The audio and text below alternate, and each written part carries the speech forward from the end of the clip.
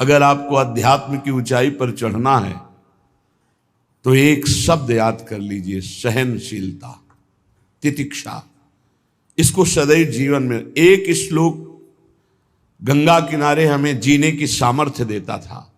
जब कभी हमें प्रतिकूलता दुख प्राय मिलते ही थे तो ये श्लोक, यम ही न व्यथ्यन्ते ते पुरुषम पुरुषर्षभ सम दुखा सुखाधीरम स्व अमृतत्वाय कल्पते। वो अमृत पद का अधिकारी हो जाता है जो आए हुए सारी व्यथाओं को, दुखों को मौन होकर सह लेता है, वो भगवान को प्राप्त होता है। जहां कोई कष्ट होता, बस यम ही न व्यथ्यन्ते ते पुरुषम पुरुषर्षभ सम दुखा सुखाधीरम स्वमृतत्वाय कल्पते। हमें सहना है, हमें भगवत प्राप्ति करनी। अरे छोड़ो, इसने मारा, इसका कर्म जाने, सहो, चलो आगे, चलो आगे बढ़ो। भूख प्यास गर्मी सर्दी मान अपमान दुख सुख, ये सब इस मार्ग के यात्री को मिलते ही है। और जो इसको सह गया वो जगत पावन करने वाला महात्मा बन जाता है। वो मम भक्ति युक्तो भुवनम पुनातु, लोक के लोक को पावन कर सकता है जो भगवान के चरणारविंद में अपने चित्त को अर्पित कर दिया। इसलिए दुखैर्हृदयत, चाहे जितना दुख पड़े प्यारे, किसी से मत कहो, किसी से मत, चुपचाप मौन होके सह जाओ। तुम्हारा स्वामी विधान करके तुम्हें दुख भेजा है तो बहुत बड़ा उसमें कोई सुख है। वो मंगल भवन है, तुम्हारा मंगल होने नहीं दे सकता। दिखाई दे सकता है कि अब अमंगल हो गया हमारा, अमुक अमुक अमुक, कुछ नहीं। धैर्य पूर्वक अपने मार्ग में सीधे चलते रहो। उसका विधान आया है, वो दुखद हो या सुखद, सुखद है तो हर्षित मत हो, दुखद है तो शोकित मत हो, आगे बढ़ो। देखो ये अध्यात्म है, ये कमर कस लो कि इस जन्म में मुझे इस भव समुद्र से पार होना ही है। ये जो कमजोर दिल के होते हैं ना, अनुकूलता जहां मिली तो बोले जब से हमने भक्ति शुरू की सब काम चकाचक बन रहे। ये भक्ति का फल नहीं है, भूल मत करना। ये तुम्हारे सुकृत चल रहे हैं इसलिए है। और जिस दिन दुष्कृत का फल आएगा उस दिन भक्ति करते हुए भी कदम रखना मुश्किल हो जाएगा, पग पग पर तुम्हें दुख मिलेगा। ये सिद्धांत को समझ लीजिए तो कभी आप निराश नहीं होंगे, शूरवीर होकर आगे बढ़ते रहेंगे। जो हमारी भक्ति ये नई फसल है और इस फसल की जो आनंद वृत्ति है वो भगवदानंद है, ज्ञानानंद है, अखंडानंद है, प्रेमानंद है। वो ये भोगानंद नहीं है, विषयानंद नहीं कि भगवान की बड़ी कृपा जो चाहो वो भोग मिल गए। ये सुकृतों के फल है। ये सुकृत और दुष्कृत दोनों को यही नष्ट कर दो और निकल चलो भगवान की परम धाम में, जहां नित्य सेवा सुख का आनंद सहचरियां ले रही है।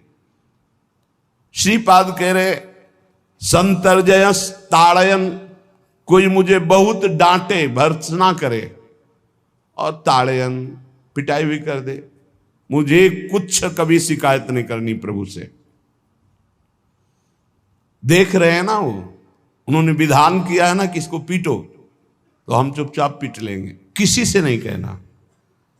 रहीमन मन की मन व्यथा रखिए मन में गोए, सुनिठ ले हैं लोग सब बांटने। इसीलिए असंगो हम, असंग किससे कहें अपने दुख सुख की बात। अपना दिल तो दिलवर को दे दिया, जो बीते सो दिल तो उनके पास है, वो तो जाने दुख सुख की बात, हम क्या जाने।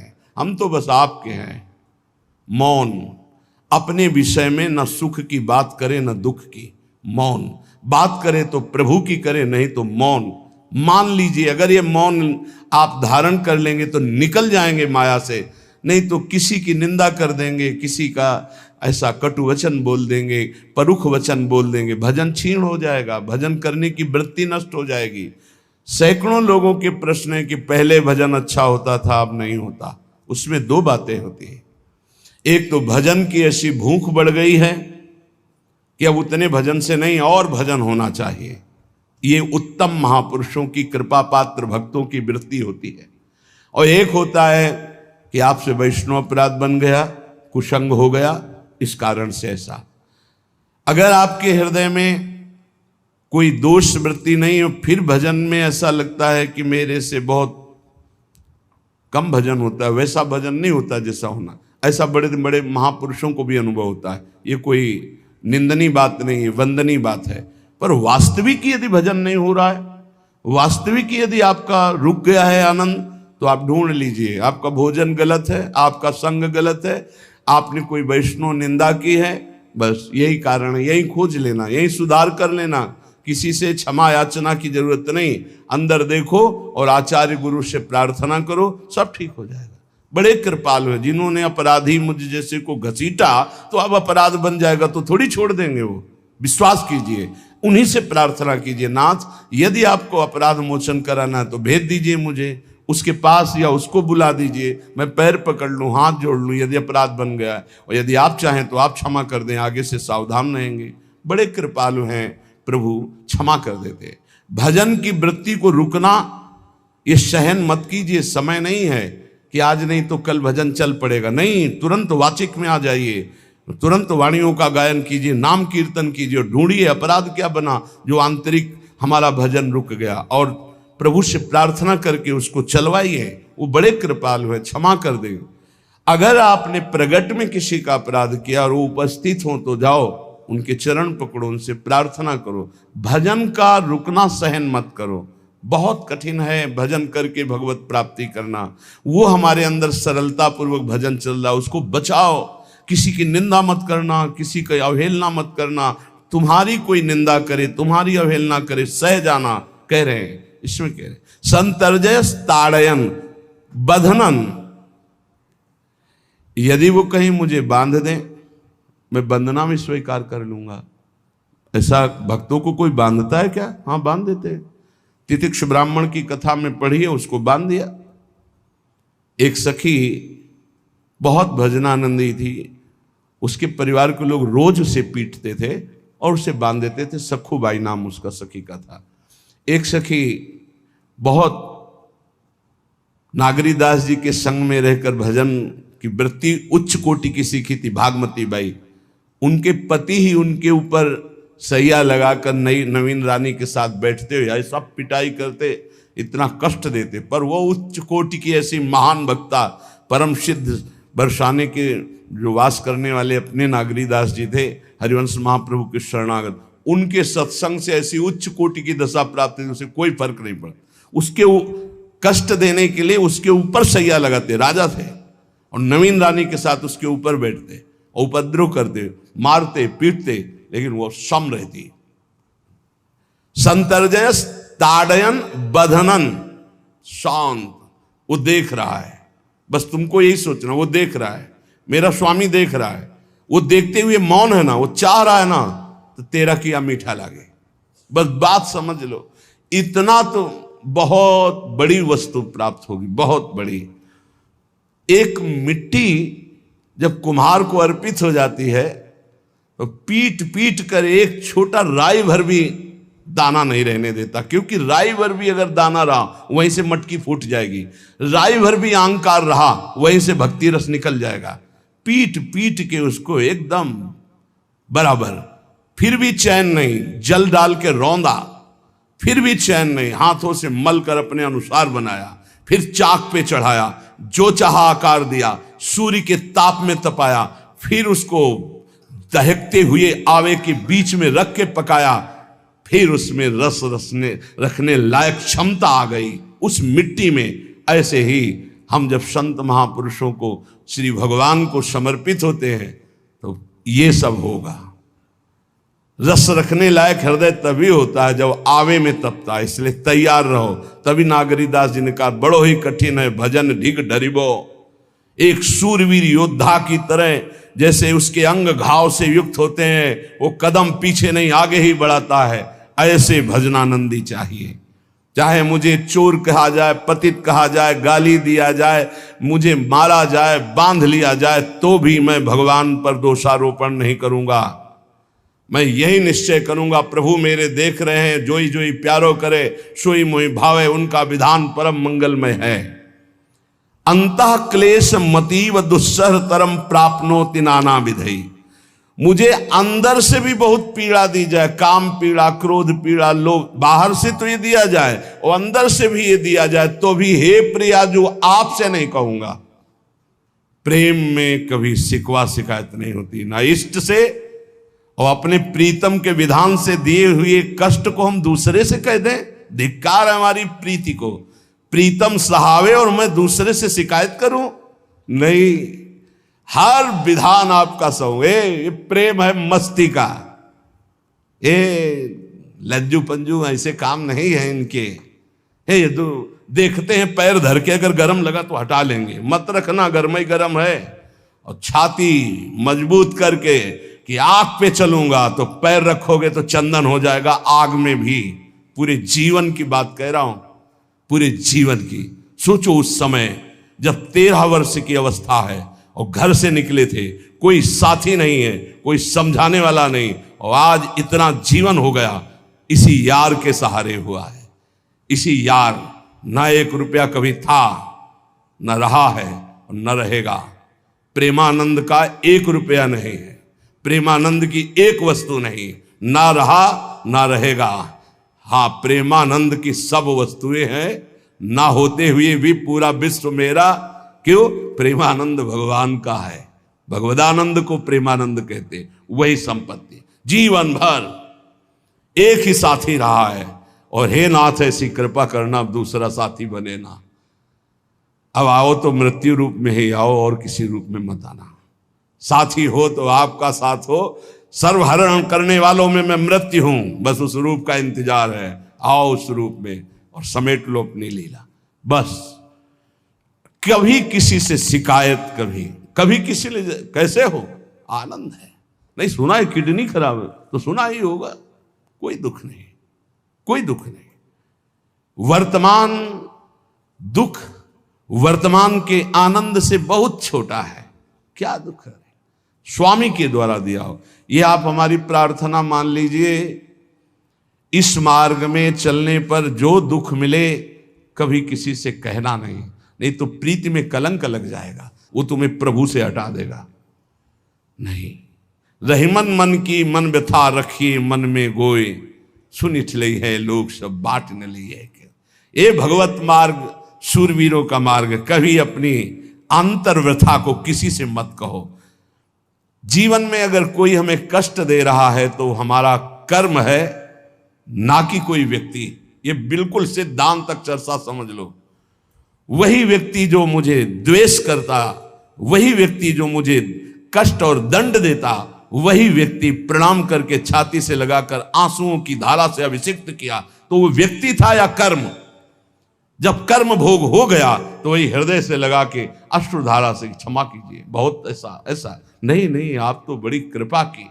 व्यक्ति कभी कष्ट नहीं देता, मेरा कर्म उसके ऊपर सवार होकर मुझे दंड देता। इसलिए मैं किससे कहूं?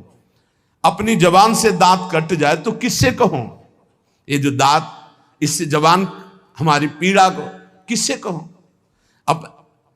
अपने हाथ से चोट लग जाए किसको कहूं? ऐसे सब आत्मस्वरूप हैं। हमारा कर्म ही उनके ऊपर सवार होकर हमें दंड दे रहा है। इसलिए भाई, श्रीपाद का सिद्धांत जो कह रहे कि अगर भगवत प्रेम प्राप्त करना है तो मुंह बंद। 22 बाजार में कोड़े मारे गए, एक बार भी श्री कृष्ण से नहीं कहा। पूज्य भाई जी महाराज के जीवन कष्टमय, कभी श्री कृष्ण से नहीं। बाबा नहीं सह पाए, बाबा ने श्री कृष्ण से कहा, श्री कृष्ण चंद्रजू से, ये क्या है, इतना कष्ट क्यों दे रहे हो उनके शरीर को? तो मुस्कुरा दिए, बोले मैं नहीं दे रहा हूं, ये तुम्हारे कर्म का फल भाई जी भोग रहे हैं। ऐसा? बोले हाँ। सीधे अस्पताल गए, भाई जी से कहा, ये आप हमारा प्रारब्ध क्यों भोग रहे हैं?